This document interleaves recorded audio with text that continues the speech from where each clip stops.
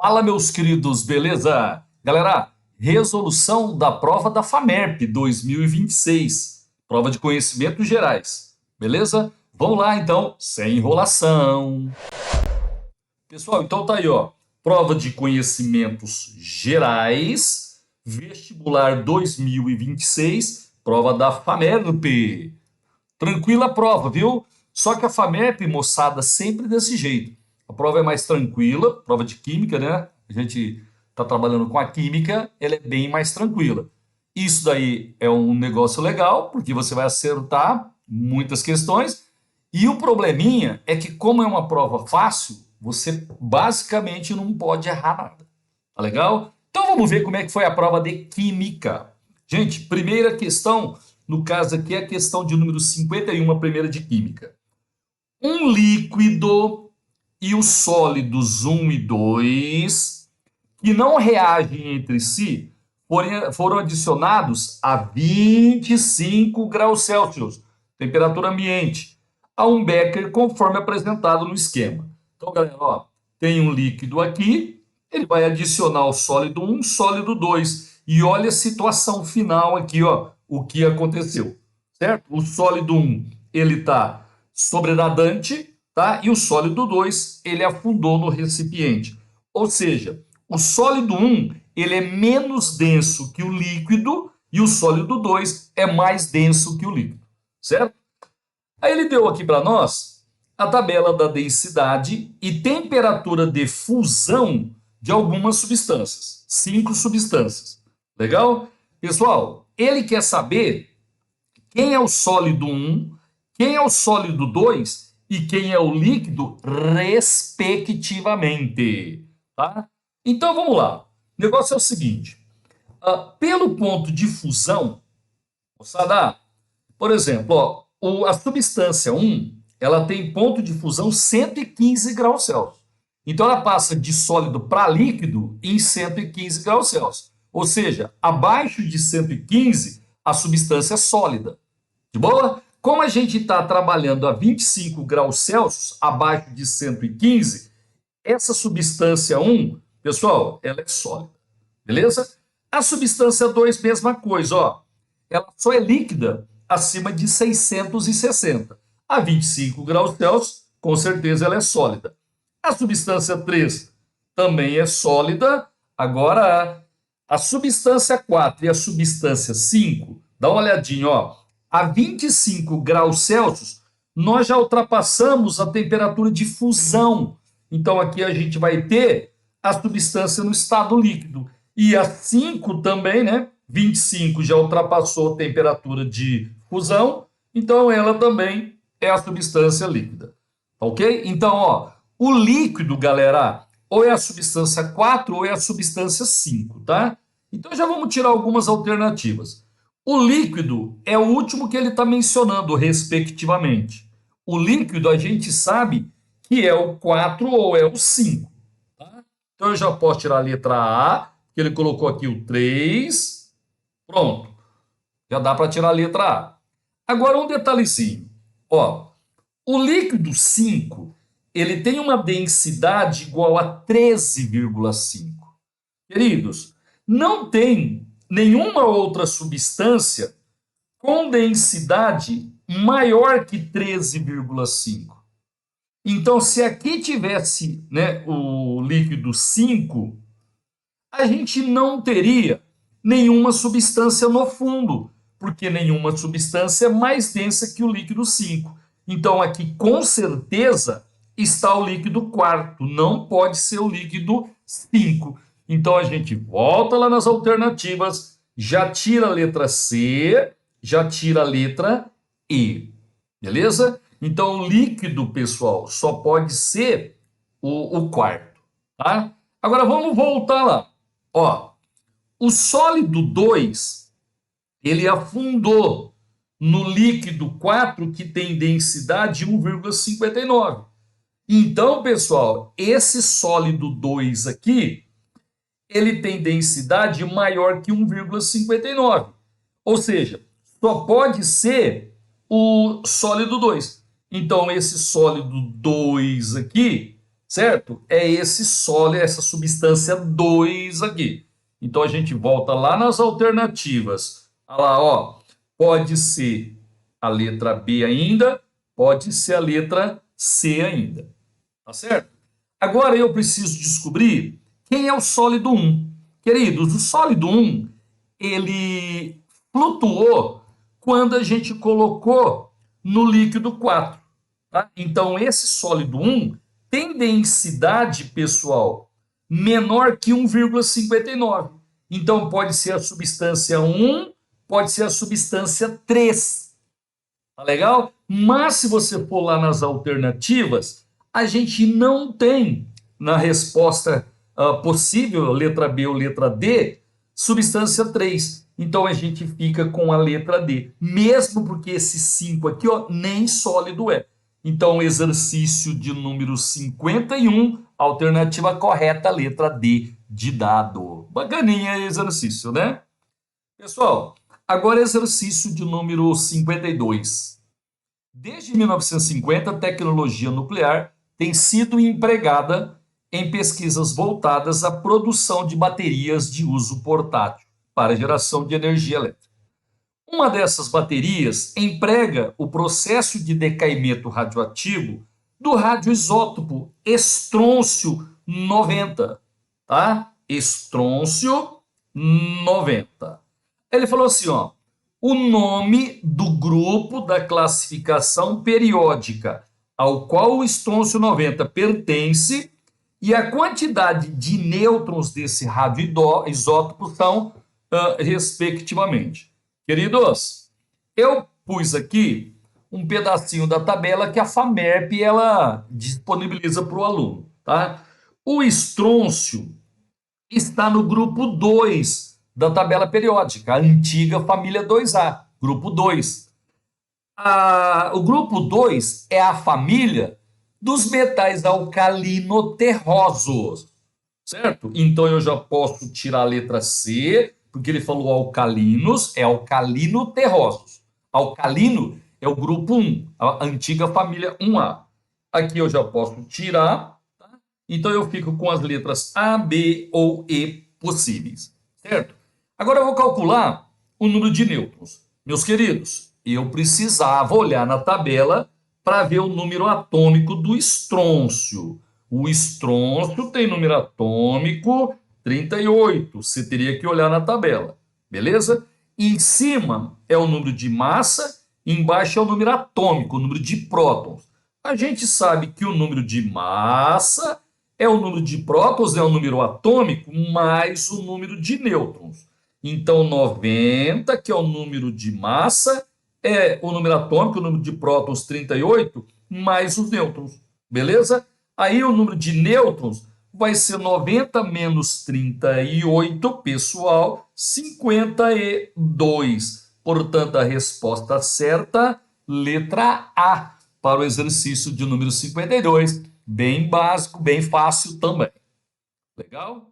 Pessoal, exercício de número 53, legalzinho também, é um exercício de gases, né? A gente usa a equação de Clapeyron, porque o gás está aprisionado num recipiente, no caso, uma bola. Então vamos lá.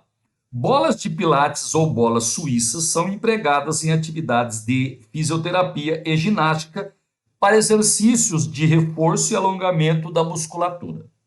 Uma bola de pilates foi preenchida com ar comprimido até atingir o volume de 180 litros e a pressão interna de 1,2 atm a 27 graus Celsius. Beleza? Ó, tem pressão, tem volume e tem temperatura. Considere que o ar no interior dessa bola se comporte como um gás ideal. E a constante dos gases ideais, ele arredondou aqui, ó, 0,08. Tá? Normalmente a gente usa 0,082, mas aqui é para usar o que ele forneceu, 0,08.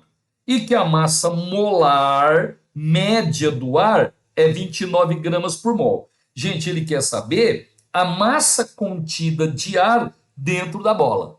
Tá? Como tem o ar aprisionado no recipiente, nós vamos usar Clapeyron, PV, NRT. Galera, o N é o número de mols, né? Quantidade de matéria. É a relação entre a massa e a massa molar. Eu já posso, se quiser, substituir aqui, ó, massa sobre massa molar. Só que vai ficar muita continha. Eu vou fazer o seguinte, eu vou calcular o N, depois do N eu tiro a massa que ele quer. Beleza? Então vamos lá, ó. Pressão, meus queridos, 1,2. Volume, 180 litros. Número de mols eu estou procurando. O R é para usar o que ele deu, tá? 0,08. A temperatura 27 graus Celsius tem que passar para Kelvin. Toma 273, 300 kelvins. Aí, você vai fazer a continha, certo? Vai multiplicar aqui, passar dividindo. Esse N, queridos, dá 9 mols de gás que eu tenho dentro da bola suíça aí, beleza? Só que ele quer a massa. Meus queridos, ó, pode fazer uma regrinha de 3 ou pode usar a fórmula, né?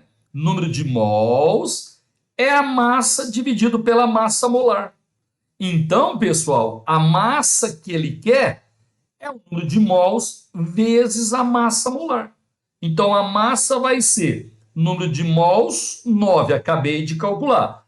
Massa molar, 29, e ele deu. Gente, se você fizer essa continha direitinho, dá 261 gramas. Tá legal? Como ele falou, mais próximo, né? A gente marca a letra D para o exercício de número 53. Outro exercício bem tranquilo. Exercício de número 54, ele dá essa substância aqui, tá? Na questão de número 54, ele quer a fórmula mínima do composto. Gente, vamos calcular aqui, então, vamos determinar a fórmula molecular, tá? Então, ó, fórmula molecular.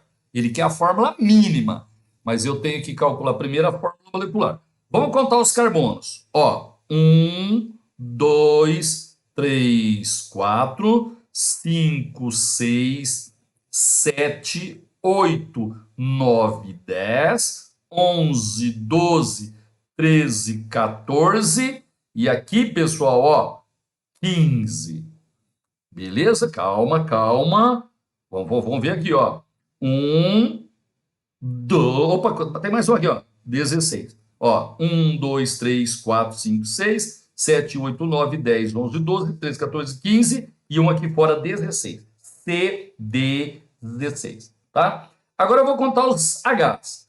Queridos, ó, 1, mais um aqui, 2, mais um 3, mais um 4, mais um 5, mais um 6, mais um 7, 8, 9, 9 e aqui, ó, tem mais 3, certo? Vai dar 12, 9 com 3, 12. Oxigênio tem 1, 2, 3, 4 oxigênio, beleza? Então, ó, essa daqui é a fórmula molecular do composto, tá? Fórmula molecular. Só que ele quer aqui a fórmula mínima. Queridos, então a fórmula molecular, acabei de calcular, esqueci, vamos lá, C16H12O4.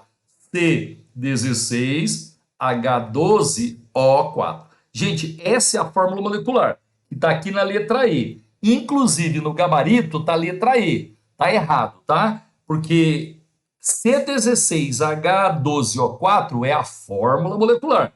Como ele está pedindo a fórmula mínima, eu preciso dividir todos os índices pelo máximo divisor comum, que é 4.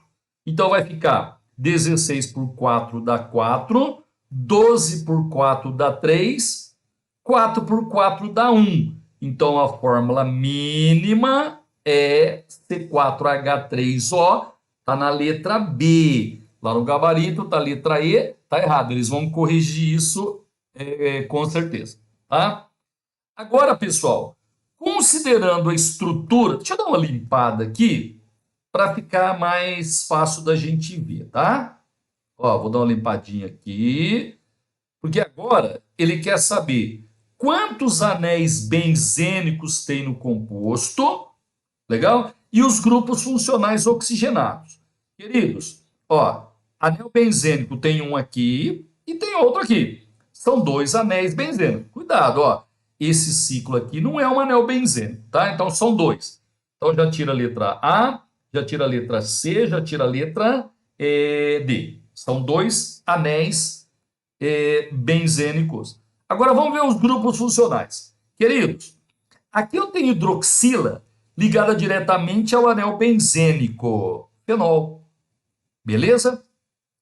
Aqui eu tenho um heteroátomo, né? O oxigênio ligado em 2 carbonos. Gente, função éter. Legal? Aqui nós temos uma carbonila, o C-O, ligado em 2 carbonos.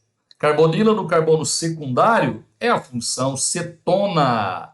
E aqui, a exemplo, né, do que está aqui em cima, a gente tem um oxigênio heteroátomo ligado em 2 carbonos, éter. Tá? Então, as funções, fenol, cetona, éter, exercício de número 55, pessoal. Espera aí. Exercício de número 55, letra... Espera aí, 55 da letra... letra E, né? 55, olha lá, 2 anéis, fenol, cetona e éter. 55, letra E. Deixa eu só dar uma olhadinha aqui. 55, cadê? Isso, letra E, para o exercício de número 55. Galera, agora a gente vai fazer o exercício de número 56. Legal? Ele fala assim, ó, nossa, esse daqui foi bem de boa também. Em reações de oxirredução, o íon permanganato, MnO4-, etc. Galera, acredite se quiser, ele quer o NOx, o número de oxidação do manganês no permanganato, gente. Ó, o permanganato é o MnO4-, ele quer o NOx do manganês. Então me ajuda aí, ó. Esse ânion é proveniente de um ácido, né? O NOx do oxigênio é -2. Vezes 4 dá -8. Quando a gente tem um íon poliatômico, a soma das cargas tem que ser igual à carga do íon. Então aqui eu vou ter uma carga mais 7, porque a soma com -8 tem que dar -1, porque lá em cima a carga é -1. Como só tem um manganês, o manganês vai ter NOx mais 7. Então, no íon permanganato, o NOx do manganês é mais 7. Exercício 56, letra B de bola. Agora, 57, 58, esse texto aqui. O tricloreto de fósforo, né, o PCl3, é um composto sintético empregado na produção de defensivos agrícolas e aditivos de plásticos. A obtenção do tricloreto de fósforo é feita a partir da reação entre fósforo branco, que é o P4, certo? E o gás cloro, que é o Cl2. Beleza? Pessoal, ele deu aqui a reação, né, não balanceada do fósforo branco mais o gás cloro, formando o PCl3. Ele deu aqui uma tabelinha com eletronegatividade, né, do fósforo e do cloro. Beleza? Aí, exercício 57. Para cada 1 mol de fósforo branco, a quantidade em mols de gás cloro que reage e a quantidade em mols de tricloreto de fósforo que se forma são, respectivamente. Gente, nem ouse perder um exercício desse. Então, ó, eu vou pegar 1 mol do fósforo branco. Querido, se eu pegar 1 mol de fósforo branco, eu vou ter 4 átomos de fósforo. Então, aqui eu vou ter que ter 4 átomos de fósforo. Beleza? Aí, se eu colocar o coeficiente 4, eu vou ter 4 vezes 3, 12 átomos de cloro nos produtos. Tem que ter 12 átomos de cloro nos reagentes. Então, aqui vai ser o coeficiente 6. 6 vezes 2, 12. Tá? Então, para cada 1 mol de fósforo branco, eu vou ter 6 mols de cloro e 4 mols de tricloreto, respectivamente. Exercício 57, letra A, bem de boa. Tá?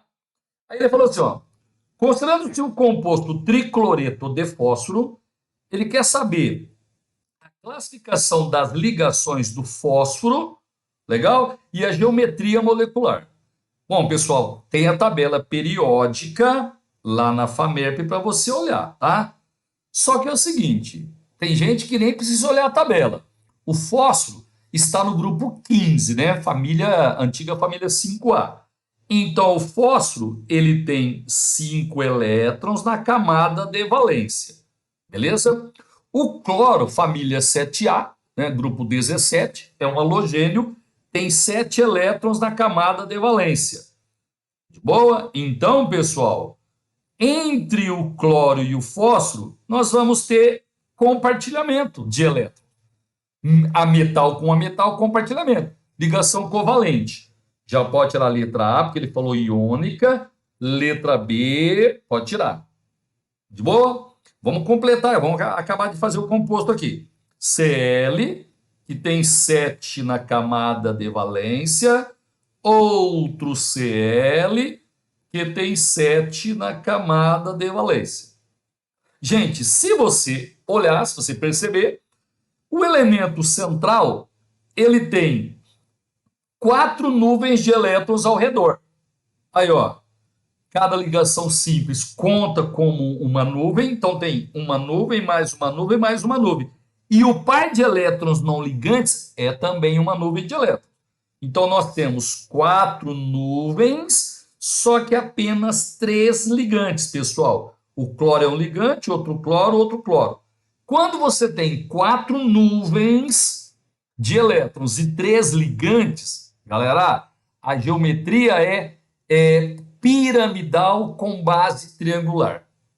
Certo? Então, peraí, ó, trigonal plana, tá errado. Piramidal trigonal tá certo, piramidal trigonal tá certo. De boa? Piramidal trigonal ou piramidal de base triangular, mesma coisa. Agora é o seguinte, ó. Então nós já tiramos, ficamos com a letra D e com a letra E. Agora vamos dar uma voltadinha rapidinho aqui.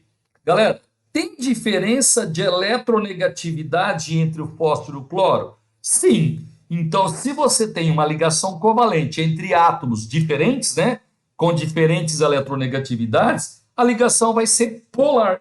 Então, resposta E para o exercício de número 58. Covalente polar, a ligação, e a geometria piramidal trigonal, letra E, exercício 58. Pessoal, exercício número 59. A rotulagem nutricional é uma ferramenta capaz de ajudar consumidores a fazer escolhas alimentares mais saudáveis. No Brasil, a lupa de alto teor foi introduzida em 2022 pela Agência Nacional de Vigilância Sanitária, a Anvisa, com o propósito de informar as pessoas sobre a composição dos alimentos. Meus queridos, a lupa de alto teor de açúcar adicionado deve constar no rótulo de bebidas de consumo humano que contenham quantidades superiores a 7,5 gramas por 100 ml. Tá? Então, se em 100 ml do alimento, né, da bebida, tiver 7,5 gramas de açúcar ou mais, precisa ter essa indicação aí. Tá? Então, guarda, tá? 7,5 gramas para cada 100 ml. Aí ele fala assim, ó, a quantidade mínima de açúcar presente em 250 ml de uma bebida que exibe a lupa de alto teor de açúcar adicionado no seu rótulo é, galera, se tiver 100 ml, só vai ter a lupa se tiver no mínimo 5,5 gramas, né? Olha lá, ó. Se tiver quantidades acima disso, então se o valor mínimo for 7,5, tem que colocar 7,5 gramas de açúcar. Legal? Só que ele quer saber a quantidade mínima de açúcar que tem que ter numa bebida que tem 205. Gente, que fácil! Beleza? Então é só fazer uma regra de 3 aqui, ó. Vai ser 250 vezes 7,5 dividido por 100. Queridos, já fiz essa continha, peraí, dá 18,75 gramas de açúcar. Beleza? Então é o seguinte, ó. Se em 250 ml tiver pelo menos 18,75 gramas de açúcar, tem que ter a lupa. Joia? Então a resposta certa, letra C, para o exercício de número 59. Gente, agora, último exercício da prova de química. Ele deu aqui a forma estrutural, legal? De um composto empregado em estudos de bioquímica e biotecnologia. Tá aqui, legal? Esse composto é formado a partir da ligação química entre dois aminoácidos iguais. Gente, só para lembrar rapidinho, ó, se eu tenho um ácido carboxílico e vou reagir com uma amina, a gente vai ter a chamada ligação peptídica ou ligação amídica. Como acontece essa ligação? Vou lembrar para você. Ó, o ácido carboxílico, ele perde a hidroxila inteira, sai a hidroxila do ácido. Deixa eu colocar um radical qualquer aqui, ó. Beleza? E na amina sai um dos Hs do grupo NH2. Beleza? Então vai ficar assim, ó. R', T dupla O, saiu a hidroxila. Fica uma valência livre nesse carbono aqui. Lá na amina, vai sair um desses Hs aqui, ó. Quando tirar um H, fica uma valência livre no nitrogênio. Aí você traz o nitrogênio aqui e liga no carbono, tá? Olha lá, ó. Tinha dois, um saiu, fica um só. Beleza? Então, mais a água que foi retirada. Certinho? Então, pessoal, quando a gente reage um ácido com uma amina, nós produzimos uma amida. Isso aqui é uma amida, ó. C-O-N é uma amida. Então, essa ligação aqui, ela é chamada de ligação amídica ou ligação peptídica. É a ligação que a gente tem na proteína, por exemplo, entre os aminoácidos. Então, ligação iônica, errado. Ligação peptídica pode ser. Ligação de hidrogênio, errado. Ligação peptídica pode ser. Ligação de hidrogênio, errado. Agora ele está querendo, para esse exemplo aqui, que a gente diga qual é a fórmula molecular desse aminoácido. Vamos dar uma lembradinha? Quando você reage o ácido com a amina, é essa ligação aqui que forma, ó, essa ligação. Agora, se você quer voltar, é só quebrar essa ligação. Qual ligação? Entre o C-O e o N. Beleza? Então vamos lá no exemplo que ele deu. Aqui, ó, C-O, N. Essa ligação aqui vai ser quebrada quando eu fizer a hidrólise dele. Então vai ficar assim, ó. Um carbono mais um carbono. Beleza, meus queridos? Certo? Nesse carbono aqui da pontinha, tem um NH2. NH2. Tá? E nesse carbono aqui, meus queridos, não está mostrando, só que a gente tem dois hidrogênios, né? Carbono sempre faz 4 ligações. A hora que eu romper aqui, vai ficar esse C dupla O. Aí, ó, C dupla O. E vai aparecer uma valência livre aqui. Certo, meus queridos? Beleza? Como vai dar o ácido e a amina, aqui nós vamos colocar uma hidroxila. Certo?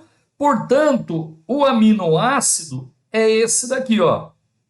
E ele que é a fórmula molecular, são 2 átomos de carbono, tá? 1, 2. Hidrogênio, nós temos 2, 4, mais um aqui, 5, tá? Tem um átomo de nitrogênio aqui na pontinha esquerda e nós temos 2 oxigênios. Onde tem essa resposta? Ligação peptídica, C2H5NO2, letra D, exercício 60, Alternativa letra D. Gente, aqui nós temos as respostas, né? Só que tem uma aí que está errada e eu já passei para você. Tá legal? Bom, eu espero que você tenha ido bem na prova, tenho certeza que foi. Um abraço, até a próxima correção.